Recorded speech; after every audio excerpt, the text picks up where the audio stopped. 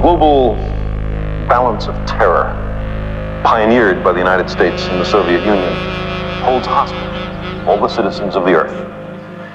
Each side persistently probes the limits of the other's tolerance, like the Cuban Missile Crisis, the testing of anti-satellite weapons, the Vietnam and Afghanistan wars. The hostile military establishments are locked in some ghastly mutual embrace. Each needs the other, but the balance of terror is a delicate balance, very little margin for miscalculation. And the world impoverishes itself by spending $1 trillion a year on preparations for war, and by employing perhaps half the scientists and high technologists on the planet in military endeavors. How would we explain all this to a dispassionate extraterrestrial observer? What account would we give of our stewardship of the planet Earth? We have heard the rationales offered by the superpowers. We know who speaks for the nations, but who speaks for the human species?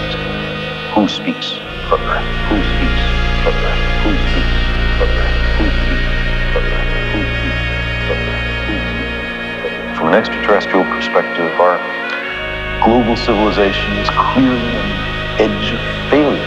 The most important task it faces, preserving the lives and well-being of its citizens and the future habitability of the planet.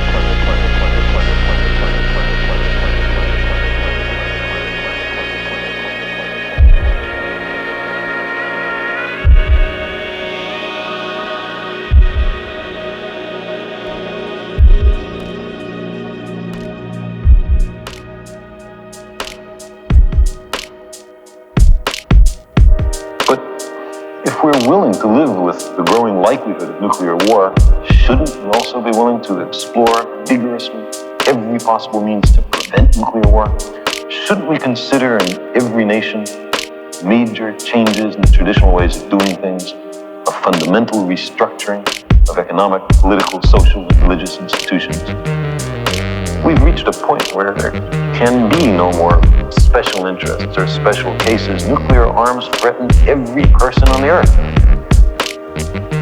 Fundamental changes in society are sometimes labeled impractical or contrary to human nature, as if nuclear war were practical, or as if there were only one human nature.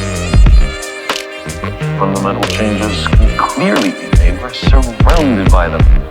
In the last 2 centuries, abject slavery, which was with us for thousands of years, has almost entirely been eliminated in a stirring worldwide revolution. Women, systematically mistreated for millennia, are gradually gaining the political and economic power traditionally denied. And some wars of aggression have recently been stopped, curtailed, because of a revulsion felt by people in the aggressor nations. The old appeals to racial, sexual, religious chauvinism and to rabid nationalist fervor are beginning not to work.